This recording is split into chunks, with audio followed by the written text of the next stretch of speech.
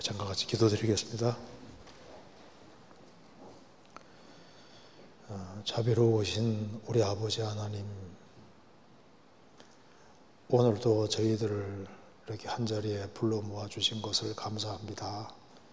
이 시간 주 성령께서 함께 해주시고 또 마음속에 여러 가지 궁금한 의문들을 말씀으로 풀어주시고 또 신앙에 도움이 되도록 도와주시옵소서. 오늘 모든 시종 주 성령께서 함께 해주시고 또 여기에 하나님의 말씀을 사모해서 모인 각 사람 주님께서 크신 은혜와 사랑으로 채워주옵소서. 우리 구주 예수 그리스도 이름으로 기도하옵나이다. 아멘.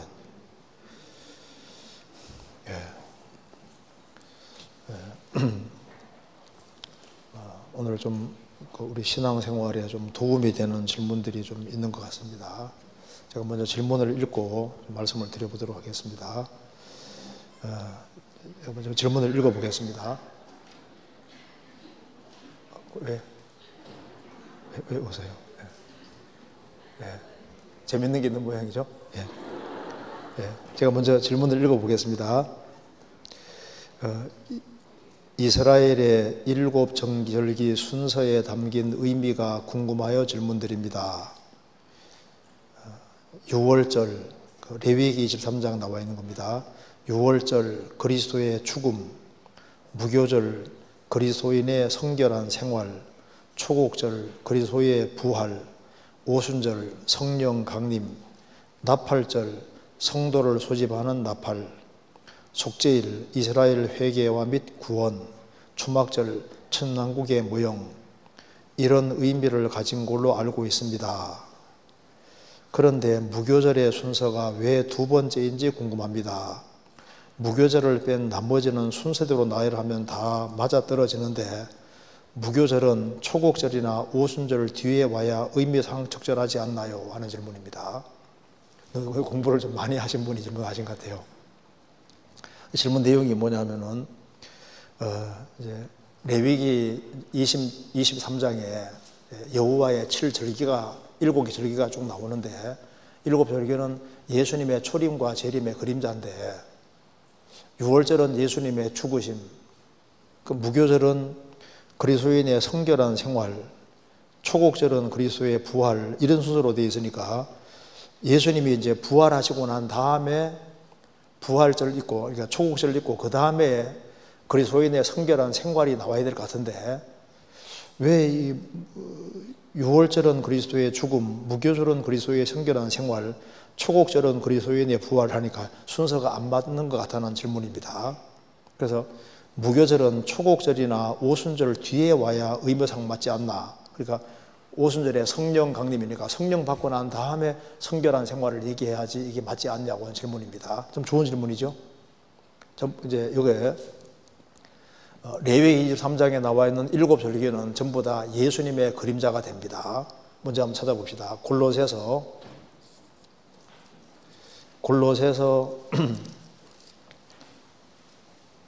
보시면은 골로새서 2장 16절입니다.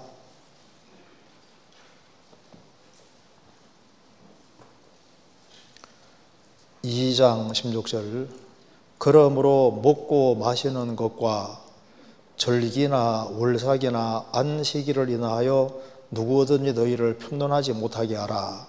이것들은 장래일의 그림자이나 몸은 그리스도의 것이니라. 구약시대 때 먹고 마시는 것, 절기, 월삭, 안식일, 이 모든 것은 예수 그리스도의 그림자라고 했습니다. 여기 보면은 특별히 절기 나와요. 절기.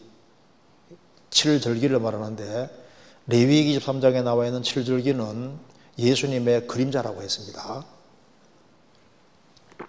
예수님 그림자가 맞아요. 먼저 이거부터 한번 봅시다.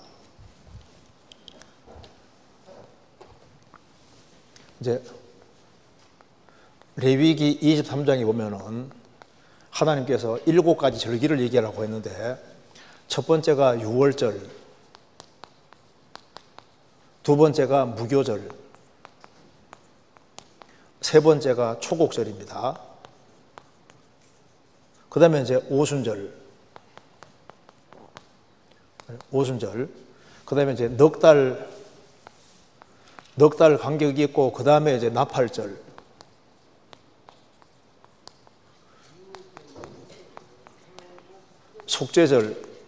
속죄일입니다. 그 다음에 장막절, 이렇게 수장절 이렇게 나오는데, 여기 이제 예수님의 초림이고,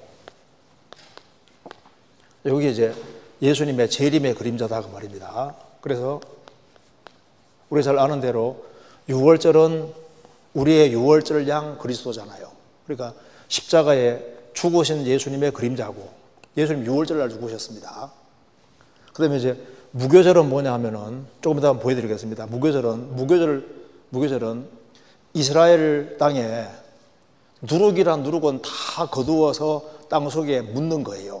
그러니까 무교절은 뭐냐면 예수님의 장사, 무덤에 묻히는 걸 말하는 겁니다.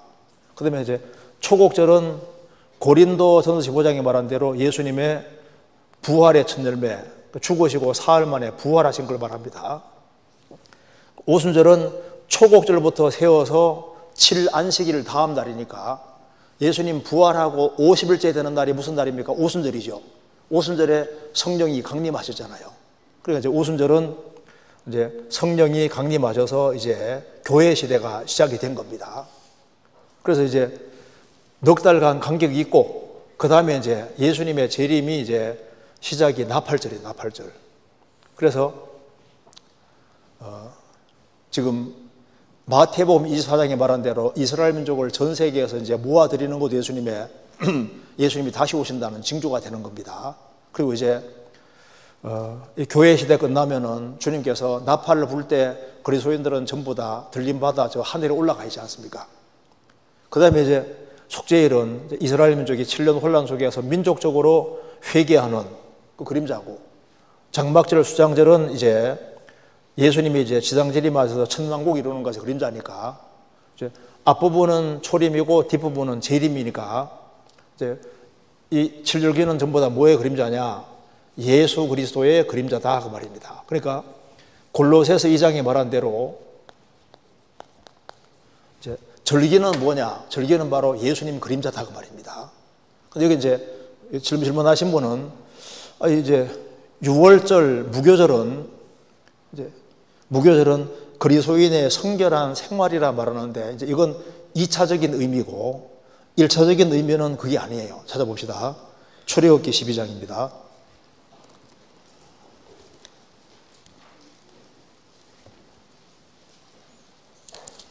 12장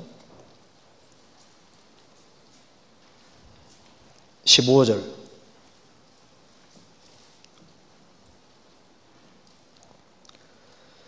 너희는 7일 동안 무교봉을 먹을지니 그 첫날에 누룩을 너희 집에서 제하라. 무릇 첫날부터 7일까지 유교병을 먹는 자는 이스라엘에서 끊쳐지리라. 그래서 7일 동안 무교봉, 누룩 없는 떡을 먹는다 그 말입니다. 그런데 여기 보면 무교절 되면은 그 첫날, 무교절 첫날에 누룩을 너희 집에서 제하라. 첫날에는 누룩을 너희 집에서 제하라 그랬죠? 그러니까 무슨 말입니까? 이제 6월절, 그 다음에 무교절인데, 무교절에는 그 첫날, 무교절 시작되는 바로 그 첫날, 그 첫날에는 누룩을 너희 집에서 제하라. 누룩이 뭡니까? 누룩은 죄의 그림자인데, 그래서 이스라엘은 이제 6월절과 무교절이 연결되어 있으니까 6월절, 무교절 그때는요, 이스라엘 집에서 집을 샅샅이 뒤에서 누룩이란 누룩은 다 끄집어내 가지고 몽땅 전부 다 땅속에 묻어요. 그 왜 누룩을 전부 다 묻을까요? 그게 뭘 말하냐면은 예수님이 이제 십자가에 죽으셨고, 그 다음에 무교절은 예수님의 장사입니다. 그래서 누룩을 전부 다 땅 속에 묻어버리는 것이 뭡니까? 예수님이 우리 죄 때문에 무덤 아래까지 내려가셨잖아요. 그죠? 누룩을 거두어서 땅 속에다가 전부 다 묻어버립니다. 그게 바로 뭡니까? 예수님이 죽으시고 무덤 아래까지 우리 죄를 묻으신 거라고. 그리고 우리 사흘 만에 부활하신 거니까. 그래서 지금 유월절, 무교절은 예수님의 장사를 가리키는 거니까 절기 순서가 맞잖아요. 그러니까 유월절은 그리스도의 죽음, 무교절은 예수님의 장사입니다. 장사. 그러니까 무교절의 첫 번째 뜻은 뭡니까? 장사니까 순서가 맞잖아요. 그리고 이제 그 다음에 성결한 생활은 2차적인 의미다 그 말입니다. 1차적인 의미는 누룩을 전부 다 거두어서 그 첫날 누룩을 너희 집에 제하라 그 말은 싹 거두어서 땅 속에 이스라엘 다 묻어버렸거든요. 그러니까 순서가 맞다 그 말입니다. 그리고 이제 무교절은 그리스도인의 성결한 생활이라는 것은 2차적인 의미를 말하는 거예요. 1차적인 것은 이제 장사고 묻는 것이고 2차적인 의미는 이제 신앙 생활을 얘기하는 겁니다. 그래서 봐요. 유월절은 예수님의 죽음 가르치지만 봐요. 유월절은 예수님의 죽음 가르치는데 십자가 예수님이 달리셨는데 우리 때문에 죽었지 않습니까? 그러면 유월절은 우리와 관계없느냐? 신앙생활 속에 계속 관계가 있잖아요. 2차적인 의미로는 연결이 되어 있는 겁니다. 그 유월절을 생각할 때마다 우리는 어떻게 해야 됩니까? 바로 예수님이 죽으신 자리가 내 죄가 처리된 자리고 내가 죽은 자리고 세상이 또 나를 향해서 세상도 못 박힌 자리고 이제 신앙생활은 자기 십자가를 지는 생활이니까 날마다 자기 십자가 지고 따르는 거니까 유월절의 십자가도 예수님의 십자가도 신앙생활 속에서도 계속 관계가 되잖아요. 그렇죠? 그것처럼 무교절도 누룩 없는 떡을 누룩을 땅속에 묻어버리고 무교절날 이후에 일주일 동안 누룩 없는 떡을 계속 먹는 것은 우리 신앙생활과 연결이 되는 거니까 유월절도 우리 신앙생활과 연결되고 그 다음에 무교절도 우리 생활과 연결되는 거예요. 그잖아요. 예수님이 부활의 첫 열매인 동시에 우리도 예수님 때문에 부활의 첫 열매가 된 겁니다. 우리도 구원받았으면 첫 열매거든요. 오순절에 성령이 강림하셨고 우리도 성령 받았고 성령 인도를 계속 받아야 되는 거니까 이게 2차적으로는 우리 교훈으로 연결되는 것이 맞는 거예요. 그러니까 무교절은 우리 신앙생활과 연결이 되는 것이 맞다 그 말입니다. 그렇죠? 그래서 이제 무교절은 누룩 없는 떡을 일주일 동안 계속 먹는데 이것이 이제 우리 신앙생활과 직접 연결이 되어 있습니다. 출애굽기 12장 19절에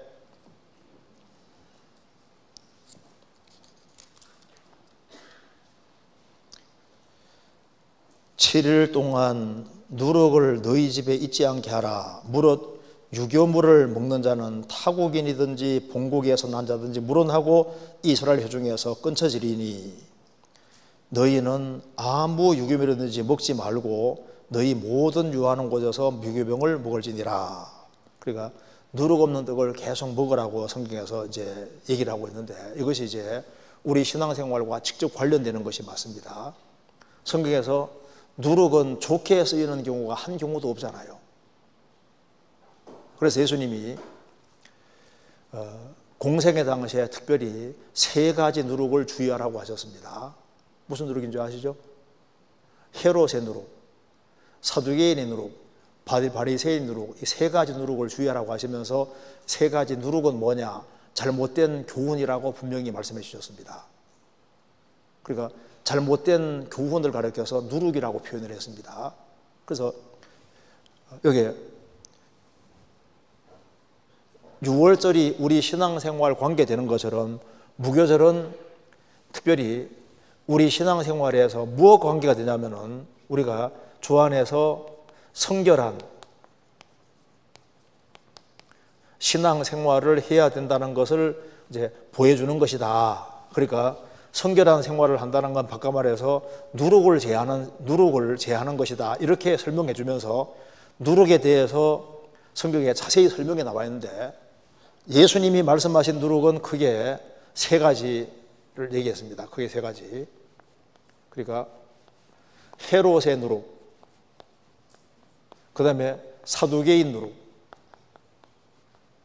이 바리새인의 누룩을 바리새인 누룩을 주의하라면서 그 누룩은 뭐냐? 잘못된 교훈이다. 이렇게 주님께서 말씀해 주신 겁니다. 성경 한번 찾아봅시다. 여기에 마가복음 8장 먼저 보시겠습니다. 마가복음 8장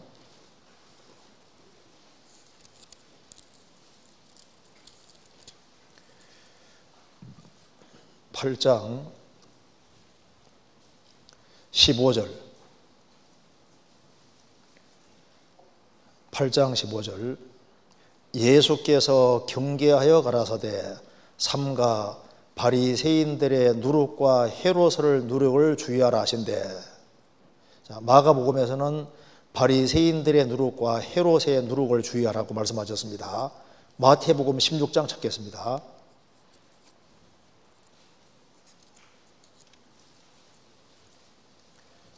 (16장)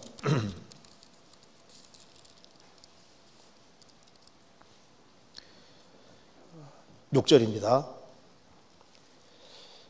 예수께서 이르시되 삼가 바리새인과 사두개인들의 누룩을 주의하라 하신대. 12절 같이 읽겠습니다. 그제야 제 아들이 떡의 누룩이 아니요 바리새인과 사두개인들의 교훈을 삼가라고 말씀하신 줄을 깨달으니라. 그러니까 누룩이라는 것은 저게 잘못된 가르침, 교훈이라고 말씀해 주셨습니다. 그래서 예수님이 공생의 당시에 세 가지 누룩을 주의하라 이렇게 말씀하셨는데, 세 가지 누룩을 얼른 이렇게 분류하기가 어렵지 않습니까? 어려운데 간단하게 이렇게 요약이 될 수 있습니다. 이렇게 요약하면 돼요. 이렇게.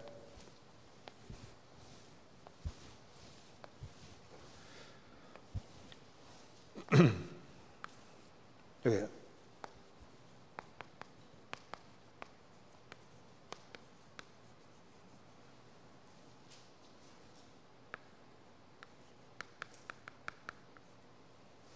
네, 보면요. 이 헤롯의 누룩은 분봉왕 헤롯, 예수님 당시에 그 헤롯, 이 사람은 일단 하나님의 존재를 부인하고 영혼의 존재를 부인하고 내세의 존재를 부인했습니다. 그래서 헤롯의 누룩이라는 건 뭐냐면은 하나님도 없고 영혼도 없고 내세도 없고 인간은 육체가 전부기 때문에 뭐 양심을 지킬 필요도 없고 이 세상의 어떤 욕망을 채우기 위해서 뭐든지 해도 된다는 그런 사고방식으로 사는 사람이 헤롯의 누룩에 속한 사람이라고. 그리고 우리 시대에 그냥 인생을 막 가는 사람 있잖아요. 사람도 무지하게 죽이고 자기의 목적을 성취하기 위해서는 뭐든지 멋대로 할 수 있는 그런 사람, 그래도 괜찮다고 생각하고 사는 사람은 헤롯의 누룩에 오염되어 있는 것과 똑같은 거라고. 그러면 여기 사두개인과 바리새인 차이가 뭐냐면은 성경 사도행전에 설명이 나와 있는데 23장에 설명이 나와 있는데, 사두개인들은 하나님을 확실히 믿는 사람들입니다. 사두개인은 하나님을 주동같이 믿어요. 그런데 뭘 안 믿냐 하면은 영혼을 안 믿고 내세도 안 믿습니다. 천사가 있다는 것도 안 믿어요. 그러니까 금세가 전부라고 믿습니다. 차이는 뭐냐 하면은 여기에 이 사람들은 성경을 믿되 어디까지 믿냐 하면은 모세오경, 성경 처음 5권만 하나님 말씀으로 믿습니다. 그래서 이 사두개인들은 헤롯과 같이 양심을 이기고 멋대로 사는 사람이 아니고 최대한 양심을 지키고 살려고 노력했습니다. 하나님이 인간 만드실 때 하나님께서 인간은 육체가 전부로 만들었기 때문에 모세오경을 따라서 착실하게 바르게 살아가면 금세에서 축복해 주시고 자녀도 잘 되게 해준다는 그런 사고방식 가진 사람이 사두개인이거든요. 그러니까 사두개인은 금세에서 하나님의 축복받고 살다가 깨끗하게 죽으면 된다고 생각하는 그런 사람이 바로 사두개인들인 거예요. 지금 도덕가들하고 똑같은 겁니다. 그 사람 보면 하나님을 확실하게 믿고 육체가 전부라고 믿고 어떻게 하든 간에 양심적으로 도덕적으로 깨끗하게 살다가 남에게 싫은 소리 안 듣고 그리고 이제 잘 먹고 잘 살다가 좋은 소리 듣고 살다가 죽으면 된다고 생각하는 이런 사고방식이 이게 헤롯의 누룩이다 그 말입니다. 그리고 바리새인은 뭐냐? 바리새인은 하나님도 믿고 영혼도 있어요. 내세도 믿고 있고 천사도 믿고 있고 바리새인은 구약 성경까지 다 믿고 있습니다. 그러니까 예수님 당시에 바리새인은 정통 중에 정통이잖아요. 근데 예수님께서 바리새인 누룩이라고 누룩이라고. 바리새인 누룩은 뭐냐면 바리새인들은 정통 중에 정통이고 성경 배우는 목적도 영생 얻기 위해서 성경을 배웠습니다. 그런데 바리새인들은 이게 왜 누룩이라 그러냐면은 바리새인들은 율법을 못 지킴에도 불구하고 율법을 지킬 수 있다고 생각했던 거예요. 그래서 바리새인들은 율법을 지킬 수 있다고 생각했고 그래서 근데 못 지키면서 지키는 척 하니까 예수님께서 바리새인들의 외식을 누룩이라고 했습니다. 그러니까 율법 지키다 보면 못 지키는 게 확실하니까 나 못 지키니까 나 좀 살려주셔야 되는데 못 지키면서도 지키는 척 하니까 구원받을 생각을 안 하는 거예요. 그래서 바리새인들은 결국은 거듭나지 못했잖아요.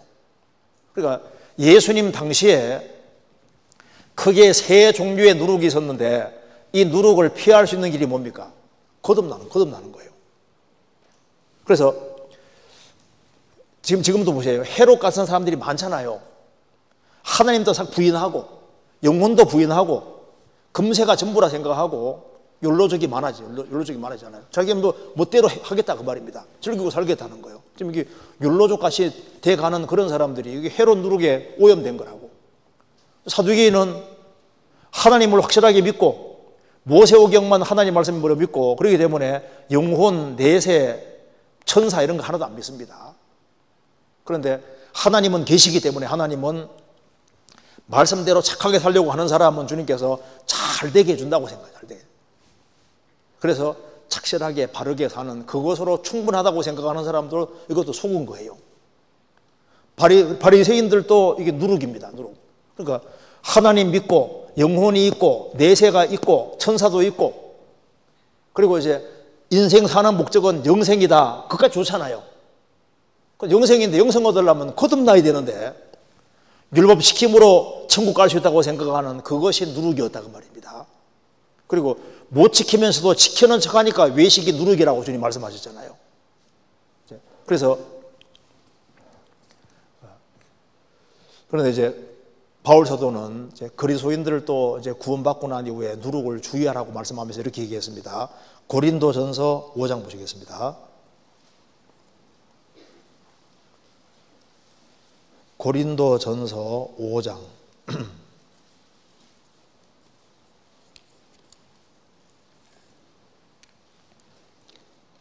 5장 7절입니다. 6절부터 제가 읽겠습니다. 6절 너희의 자랑하는 것이 옳지 아니하도다. 적은 누룩이 온 덩어리에 퍼지는 것을 알지 못하느냐. 너희는 누룩 없는 자인데 새의 덩어리가 되기 위하여 묵은 누룩을 내어버리라. 우리의 유월절 양 곧 그리스도께서 희생이 되셨느니라. 이러므로 우리가 명절을 지키되 묵은 누룩도 말고 괴악하고 악독한 누룩도 말고 오직 순전함과 진실함에 누룩 없는 떡으로 하자. 예수님이 우리의 유월절 양으로 죽으셨습니다.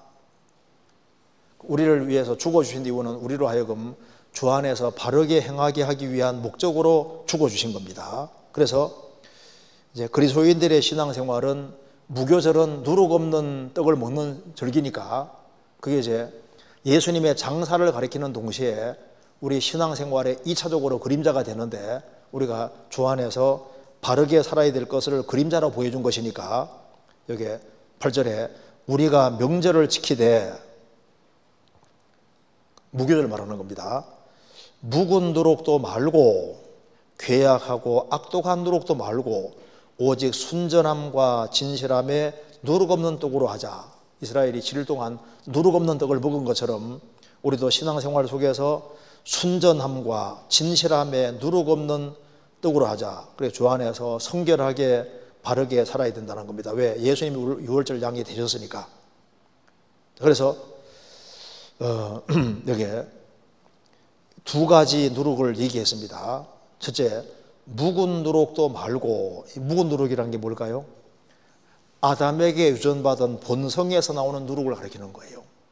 그러니까 우리 전도집회 때 항상 배우는 거 있지 않습니까? 이게 사람 마음 그려놓고 여기에 7가지 마음이 있다는 거. 그게 이제 우리 유전으로 들어온 그런 겁니다. 그래서 공작 같은 마음은 자랑하는 마음이잖아요. 교만한 마음. 이게 이제 본능 속에 있는 거예요. 염소 같은 마음, 염소 같은 고집도 올라오잖아요. 음란한 마음도 올라오고, 돼지 같은 욕심도 올라오고, 뱀 같은 마음이 있으니까 쉽게 거짓말도 나오고, 이제 이렇게 우리 속에 이제 7가지 가정한 마음이 있어가지고 누가 열받게 하면 화도 나고 막 분도 나고 죽고 싶은 마음도 올라오고 하지 않습니까? 그러니까 우리 본성 속에서 유전받은 본능 속에서 나오는 온갖 종류의 다양한 죄들은 묵은 누룩에 속하는 거다 그 말입니다. 그러니까 묵은 누룩도 말고, 이 말이 그 말인 거예요. 묵은 누룩도 말고, 그 다음에 괴약하고 악독한 누룩도 말고. 괴약하고 악독한 누룩은 그냥 보통 누룩 드는 거하고 다르게 질병 같은 게 들어와서 잘못된 병균이 들어와서 생기는 그런 누룩인데, 아주 괴약하고 악독한 누룩. 이게 뭘까요? 쉽게 말해서 잘못된 교리를 가리키는 거예요. 잘못된 교리. 그래서 묵은 누룩이 들어온 데가 바로 고린도 교회입니다. 고린도 교회, 여기 앞에 보면 나와 있죠? 6절에 너희의 자랑하는 것이 옳지 아니하도다.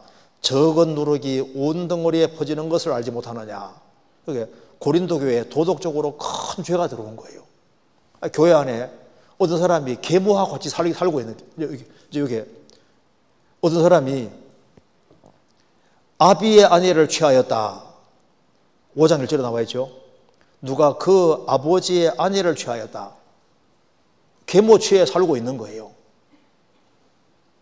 세상에 이럴 수가 있냐 그 말입니다. 이 얘기를 하면서 이제 적은 누룩이 온 덩어리에 퍼지는 걸 알지 못하느냐. 그래서 이 사람을 일단 교회에서 분리시켰잖아요. 요걸 이제 이런 것이 바로 묵은 누룩에 속하는 겁니다. 그러니까 그리스도인들이 본성으로 나오는 그런 죄들. 그래서 묵은 누룩도 말고, 묵은 누룩은 바로 고린도서 5장에 이제 음행죄를 말하는 거예요. 그 다음에 이제 괴악하고 악독한 누룩은 갈라디아 교회에 들어온 다른 복음이 들어온 걸 말하는 겁니다. 갈라디아서 5장 찾겠습니다.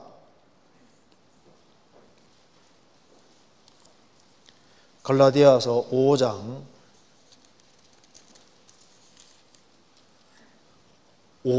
9절.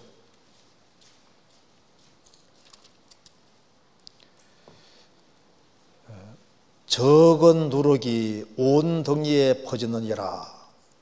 적은 누룩이 온 덩이에 퍼지느니라. 이 갈라디아 교회 안에 다른 뭐가 들어왔습니까?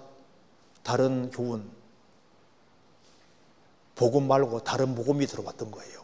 이걸 가리켜서 적은 누룩이라고 했습니다. 그러니까 이제 괴악하고 악독한 누룩은 도덕적인 죄들을 괴악하고 악독한 누룩은 교리적인 것이고, 묵은 누룩은 도덕적인 죄를 말하는 겁니다. 우리 이거 아시죠? 여기에 창세기에 보면은, 창세기에 출애굽기에 나와 있는 파라오는 그 마귀의 그림자가 되고, 창세기에 나와 있는 파라오는요, 이제 하나님의 모형이 되기도 합니다. 요셉 당시에 보세요. 바로 왕이 있는데, 요셉이 감옥에 있을 때 두 사람이 들어옵니다. 하나는 술 맡은 관원장, 하나는 떡 맡은 관원장에 죄를 지어서 이제 들어오는데, 각각 꿈을 꿨는데 몽조가 달랐습니다. 이 꿈은 하나님이 넣어주신 거예요. 그래서 이제 술 맡은 관원장은 이제 포도를 그대로, 포도가 이제 열렸는데, 포도가 열렸는데 포도를 그대로 따서 이제 왕의 손에 부어 드렸는데, 3일 후에 복직이 되고, 떡 맡은 가는 장은 죽잖아요. 죽는데 창세기 읽어보시면은 새 광주리가 있는데, 떡 새 광주리가 있는데 제일 윗 광주리에는 막 온갖 구운 것 요리해가지고 왕에게 가져갔는데 죽었잖아요. 떡과 포도주가 예수님의 그림자가 되거든요. 포도도 예수님 그림자가 되고, 떡도 예수님 그림자가 되는데, 예수님이 산 떡이잖아요. 근데 여기는 포도송이가 있는데, 포도송이를 그대로 있는 그대로 짜서 그대로 가져갔는데 바로왕이 받아줬고, 이쪽에는 순수한 떡은 밑에 2개 있는데 위에는 온갖 요리를 다 했잖아요. 그러니까 죽잖아요. 이게 다른 복음 그림자가 됩니다. 그러니까 주님이 산 떡인데 주님 것을 주님 것으로 그대로 해야 되는 거라고. 근데 여기다가 요리하면 좋아하겠자고 딴 거 섞지 않습니까? 딴 거 섞으면 죽는 수가 생기는 거예요. 주님이 주신 순수한 복음이 있는데 그걸 그대로 받아들이면 천국 가는데, 주님 복음 부족한 것 같아가지고 다른 거 덧붙이고 해가지고 요래 덧붙여서 주님의 것에다가 다른 걸 덧붙이면은 다른 복음이 되고, 다른 복음이 전하면 저주받게 되잖아요. 그러니까 갈라디아 교회에 복음 외에 다른 복음이 들어왔다고. 다른 복음이 성경에서 누룩이라고. 그래서 묵은 누룩도 말고 괴악하고 악독한 누룩도 말고 아주 순전한 누룩으로, 순전한 떡으로, 누룩 없는 떡으로 해야 된다 그 말입니다. 그러니까 이것이 이제 우리 신앙생활의 그림자가 되는 것이 맞는 거예요. 그렇게 좀 이해를 하면 되겠습니다. 일단 그래서 순서는 이해되시죠? 6월절부터 해가지고 무교절은 첫날에 누룩을 몽땅 다 끄집어내가지고 전부 땅속에 묻는 거니까, 이제 무교절은 정확히 말하면 뭡니까? 예수님의 장사. 그렇게 하는 겁니다. 그러니까 초곡절은 예수님의 부활. 그 다음에 그로부터 50일째 되는 날 오순절에 성령 강림이니까 순서가 딱 맞잖아요. 그 다음에 2차적으로는 이제 무교절은 우리 성결한 신앙생활을 해야 된다는 것에 대한 그림자가 되는데, 이건 2차적인 의미라는 거, 이렇게 이해하면 되겠습니다. 이해되시죠? 네, 넘어가겠습니다. 그 다음 질문 보겠습니다. 야고보서 5장 19절 20절입니다. 보시겠습니다.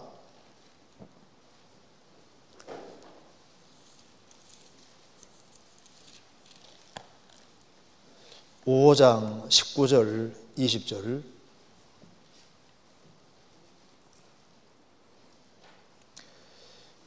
내 형제들아, 너희 중에 미혹하여 진리를 떠난 자를 누가 돌아서게 하면 너희가 알 것은 죄인을 미혹한 길에서 돌아서게 하는 자가 그 영혼을 사망에서 구원하며 허다한 죄를 덮을 것이니라. 질문 내용은 이 말씀의 의미가 무엇인지, 그리고 미혹하여 진리를 떠난 자의 구원 여부가 궁금하여 질문드립니다. 여기 내 형제들아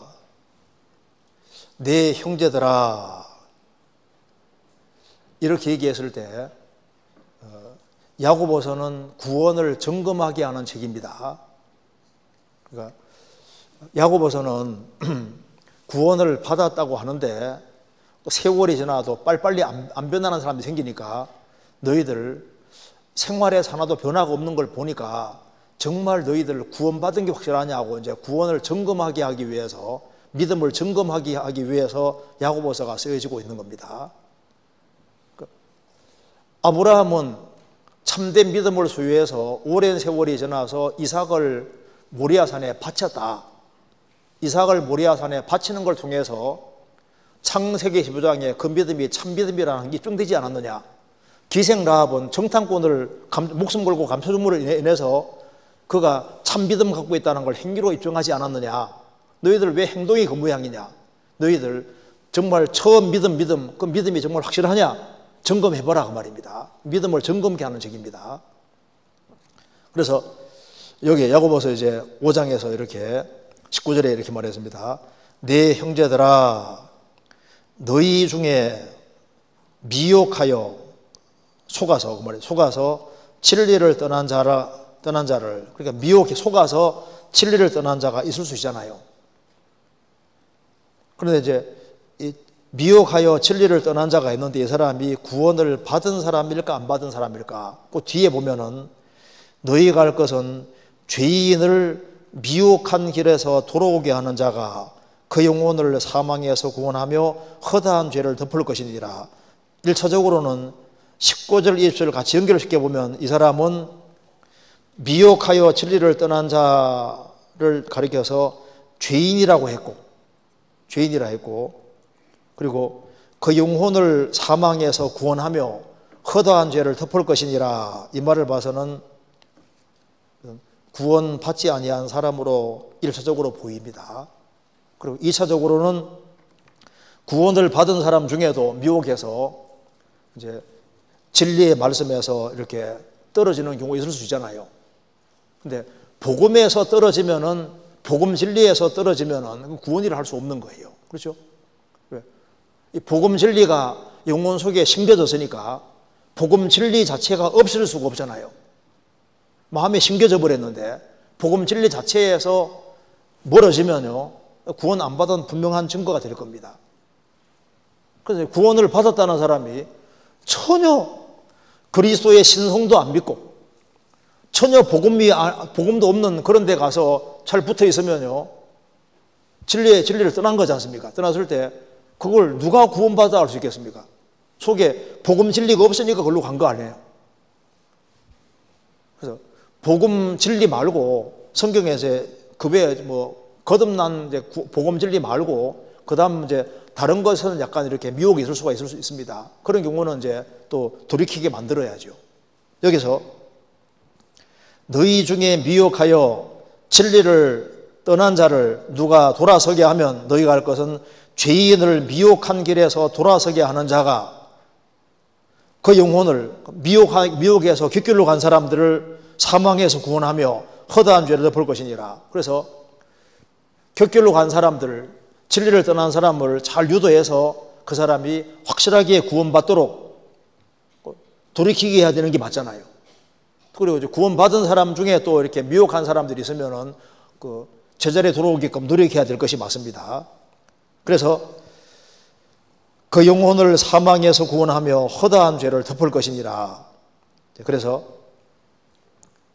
신앙생활 속에서 이제 이런 사람들이 간혹 생기는 경우가 있는데, 어떤 사람은 보면은 한때 구원받았다고 신앙생활을 했는데 엉뚱한 데 갔다가 나중에 제대로 구원받아서 이제 돌아오는 사람도 있고, 또 어떤 사람은 보면은 또 영영 가버리는 사람도 있고,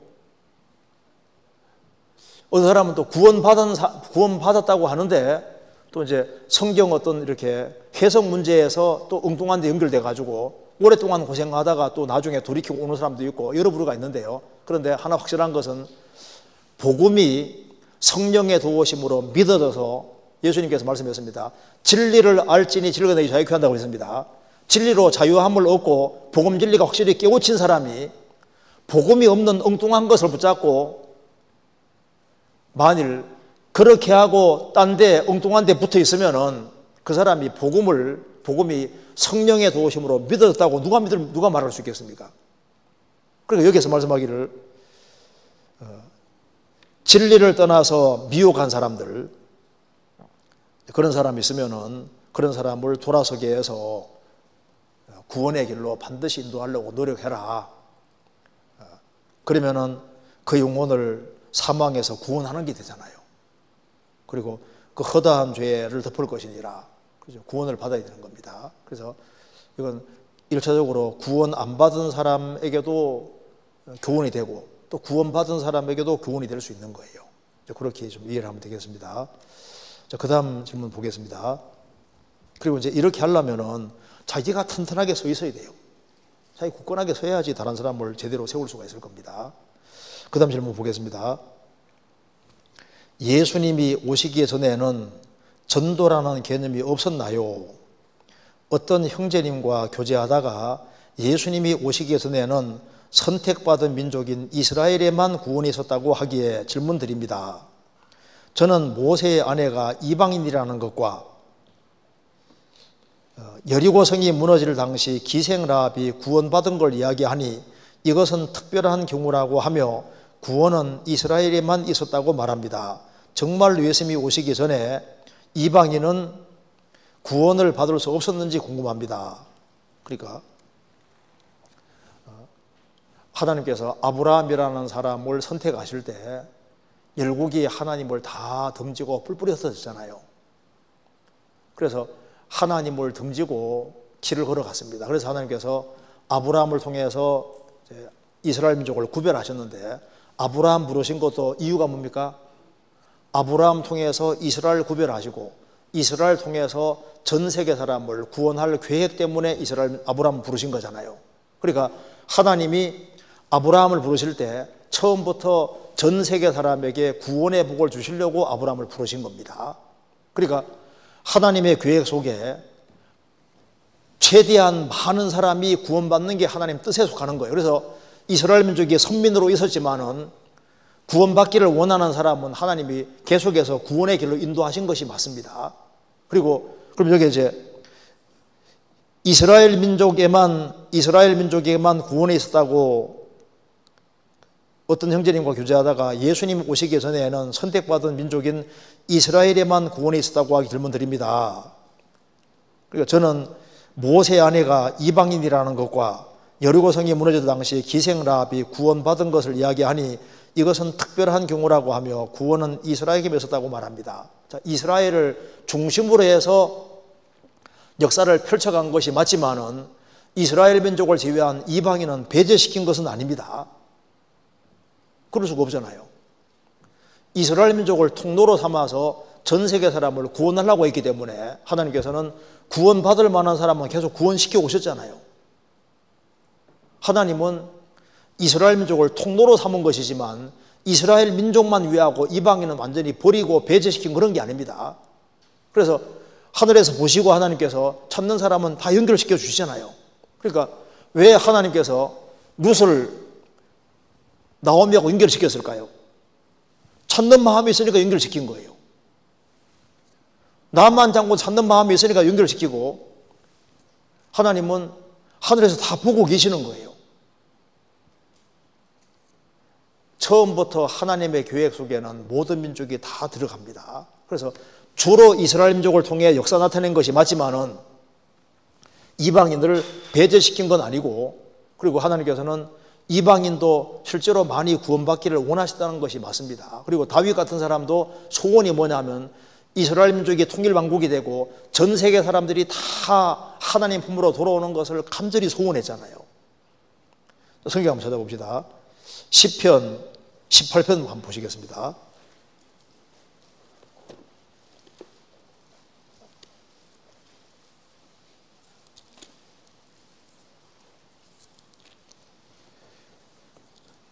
(18편)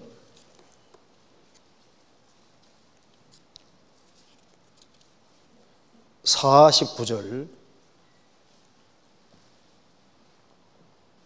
다윗이 쓴 겁니다.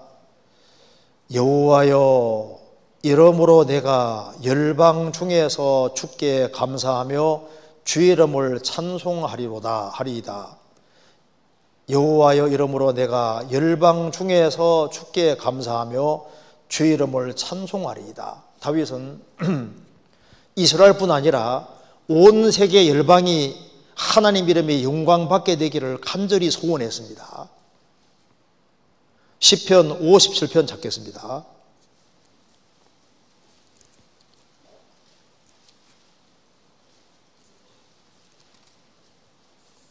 (57편) 5절입니다. 한번 같이 읽겠습니다. 하나님이여 주는 하늘 위에 높이 들리시며 주의 영광은 온 세계 위에 높아지기를 원하나이다. 다윗의 기도입니다. 하나님이여 주는 하늘 위에 높이 들리시며 주의 영광은 온 세계 위에 높아지기를 원하나이다. 온 세계입니다. 온 세계. 그래서 하나님께서 이스라엘 민족을 통로로 사용해서 주변 나라들에게 다 복주려고 하셨고 이스라엘 민족만 위한 건 아니에요. 이스라엘 민족만. 시편 50편 1절을 또 같이 읽어봅시다.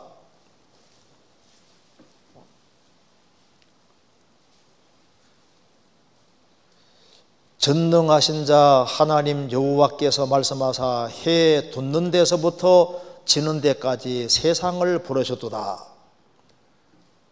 온전히 아름다운 시온에서 하나님 빛을 발하셨도다. 그래서 하나님께서는 이스라엘을 중심으로 해서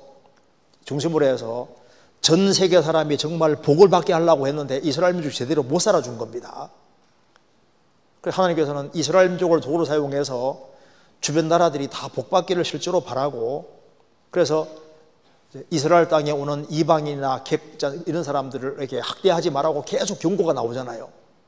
그래서 너희들이 농사 짓더라도 가난한 자를 위해서, 이방인과 객을 위해서 이제 이삭을 베더라도 떨어진 건 남겨두라고 돼 있고, 항상 이방인들을 계속 배려하는 게 성경에 계속 나옵니다. 너희들이 애굽에 있을 때 너희들도 이방인이었고 애굽에서 나그네 되었는데 너희들을 이스라엘 땅에 절대 나그네 학대하지 말아라. 나그네를 귀하게 여기라. 그 말을 계속 나오고, 그래서 그들이 축복받기를 실제로 원하신 겁니다. 그래서 하나님이 이스라엘 중심으로 하나님 일을 했다는 것은 맞고, 그런데 이방인들이 배제된 것은 아닌 것이 확실하고, 그래서 에스더서에 보면은요, 유다인이 아닌 사람이 유다인 되는 자가 많았다는 말 나와 있죠. 유태인이 아닌 사람도 유대인으로 들어올 수 있었던 거예요. 그리고 예수님 당시에도 유대 종교가들은요, 전도하는데 열심이었습니다. 이방인 전도하는데 굉장히 열정을 냈습니다. 그래서 이런 말도 나와 있잖아요. 마태복음 23장 한번 찾아봅시다. 마태복음 23장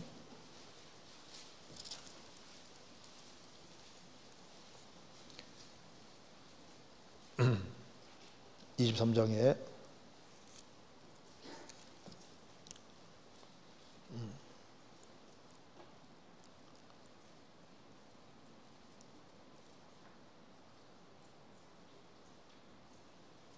잠깐만요.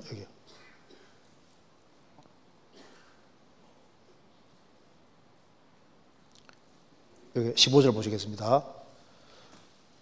화 있을진저 외식하는 서기관들과 바리새인들이여, 너희는 교인 하나를 얻기 위하여 바다 욕실을 두루 다니다가 생기면 너희보다 배나 더 지옥 자식이 되게 하나도다. 이 바리새인 서기관들이 교인 하나를 얻기 위하여 바다 욕실을 두루 다니다가, 그러니까 유태교인들도 유태교인 만들려고 아주 극성을 냈습니다. 바다 욕실을 두루 다니다가 생기면은, 그러니까 이스라엘 민족이 있는 곳에마다 회당들이 많이 있었는데 이스라엘 사람들도 이스라엘 민족이 아닌 사람들로 하여금 이제 그 유태교를 믿게 하려고 했지 않습니까? 하나님 믿게 하려고 노력을 실제로 많이 했고, 그래서 이제 이스라엘 민족이 하나님 앞에서 주의 일을 하는 데 있어서 하나님이 아브라함을 통해서 이제 역사를 꾸며가고 이스라엘 중심으로 한 것은 맞지만은 이방인을 배제시킨 건 아니었고, 그리고 또 하나 중요한 것은 이제 이방인 중에도 유대인처럼 구원 기회를 부여받지 못한 사람들이 많이 있잖아요. 그런 시대 사람에 대해서는 하나님께서 알지 못하던 시대에는 허물지 않았다는 말도 성경에 나와 있으니까, 그래서 유대인보다 믿을 수 있는 기회가 전혀 부여되지 않은 사람들은 책임이 훨씬 적을 겁니다. 그들은 도덕적인 책임이 없잖아요. 그래서 그 정도로 이제 좀 생각을 하면 되겠습니다. 그래서 여기 질문 내용을 요약하면은, 예수님 오시기 전에는 전도라는 개념이 없었나요? 왜 없어요? 나만 장군 전도한 그 계집종도 이방 땅에 팔려가서 거기에서 전도해가지고 결국은 나만 장군이 믿게 되고, 그렇게 해서 믿으니까 이스라엘 땅에 온 거잖아요. 그리고 고침받을 수 있다는 확신이 있어가지고 온 거니까, 그래서 여호와가 참 하나님인 걸 확실히 깨닫게 되잖아요. 그리고 나오미가 모압에 갔는데 모압 사람 저주받은 사람들인데 나오미가 며느들에게 얼마나 열심히 얘기했으니까 룻이 영향을 받아서 여호와 하나님 믿는 확실한 신앙 가지게 되지 않습니까? 그리고 하나님 확실히 믿는 사람이 어디 있든 간에 얘기를 하게 돼 있으니까, 전도를 하는 것이 있으니까 전도라는 개념이 왜 없어요? 있죠.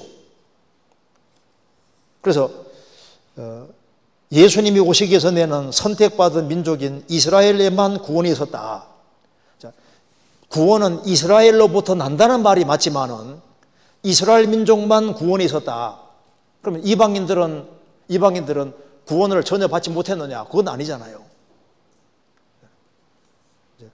그래서 이건 약간 과한 것으로 생각이 듭니다.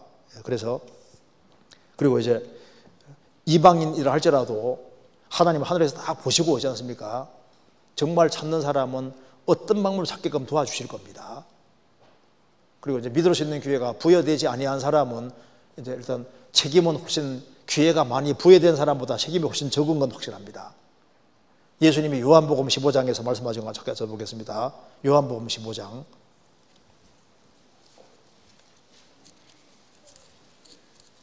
요한복음 15장 22절입니다.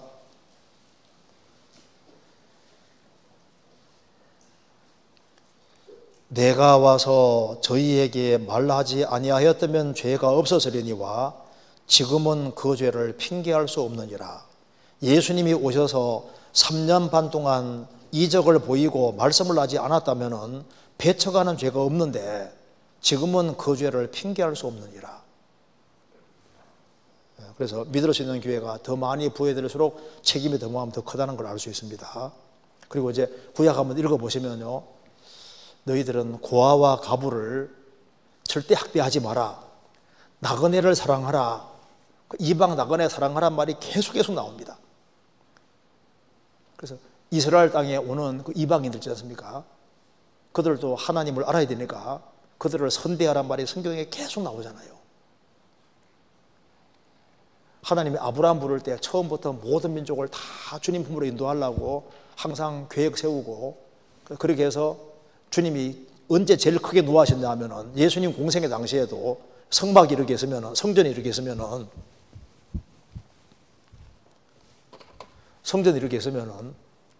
여기에 제사장의 뜰도 있고 여인의 뜰도 있고 있는데 제일 바깥에가 이방인의 뜰입니다. 이방인의 뜰인데, 이스라엘 백성들이 원래 성전 바깥에서 이렇게 돈 환전하고 짐승 팔고 사고 해야 되거든요. 왜? 멀리서 오는 사람 양 가지고 오기 어려우니까. 그래서 여기서 밖에서 양을 사가지고 이제 제물을 드리게 돼 있는데, 유대인들은 이방인을 개처럼 취급했기 때문에 이방인들을 여기에 장사하고 있었던 거예요. 여기서 하나님의 계획은 성전 만들 때도 이방인들에게 하나님의 마음속에 이방인들이 포함되어 있거든요.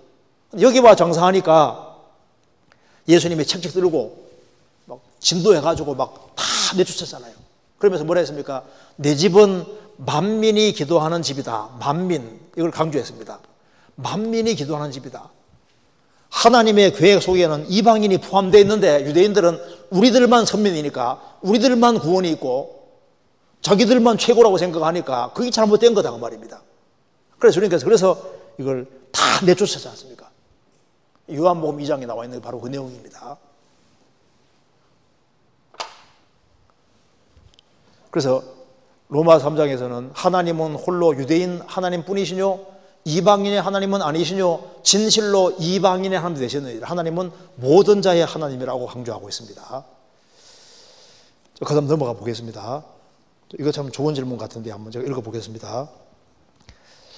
아이는 얼마나 낳는 것이 좋은지 궁금합니다. 저는 청년회에서 가정을 이루고 있는 어느 형제입니다. 자매와 교제하던 중 자녀 계획에 대해서 이야기하게 되었습니다. 저는 하나님께서 주시고 여유가 되면 3명 내지 4명도 좋지 않겠냐고 말했습니다. 자매는 낳고 싶지만 험한 세상에서 아이를 키우는 것이 겁이 난다고 1명만 키우는 것이 좋겠다고 말합니다. 주님이 지금 이 시간이라도 오셔서 금방 휴거가 일어날 수도 있고 아이의 구원이 아니어서 데려감을 받지 못할 수도 있습니다. 이는 참 가슴 아픈 일입니다. 그러나 구원받지 못할 것을 걱정해서 출산을 하지 않는다는 것은 하나님의 계획을 사람의 생각으로 덮으려는 것 같아서 납득할 수 없었습니다. 밭을 매던 중 주님이 오셔서 한 명은 데려감을 당하고 한 명은 버려둠을 당하듯이 말씀은 일상을 살아가면서 재림을 기다리라고 했기 때문입니다. 마지막 시대인 요즘 출산에 대해서 그리스도인은 어떻게 생각하는지 궁금합니다. 좀 흥미진진한 질문이죠. 이거 다 좀 고민할 수 있는 질문입니다. 자, 결혼이란 제도는 하나님이 만드신 겁니다. 그리고 이제 결혼이란 제도 통해서 자녀를 낳고 키우게 하는 것은, 결혼이란 제도 허락했다는 게 뭡니까? 그 주님이 결혼 통해서 자녀 낳고 키우도록 하기 위한 목적으로 결혼이라는 제도를 주신 거잖아요. 그러니까 결혼 속에는 아이 낳고 기르는 것이 포함될 수밖에 없는 거잖아요. 그런데 예외 같은 게 있습니다. 자녀를 낳고 키워야 되는 건 맞지만은 유전적으로 무슨 질병이 있는 경우이지 않습니까? 그런 것이 있을 때 자기가 이제 분명히 이걸 아기를 낳으면은 유전적으로 무슨 자녀가 문제가 있을 것을 알면서도 그렇게 낳으면 자기가 감수해야 되는 것이 있거든요. 그렇잖아요. 그러니까 결혼해서 자식을 낳고 키울 때는 책임이라는 것이 있는데, 그래서 자기가 몰랐을 때하고 알았을 때하고 다르잖아요. 그래서 자녀를 기본적으로 낳고 키워야 되는 건 맞는데, 어떤 경우에는 주님께서 결혼도 하지 말라고 명령하신 것도 있어요. 보셨어요? 성경 찾아봅시다. 예레미야 16장 보시겠습니다. 예레미야 16장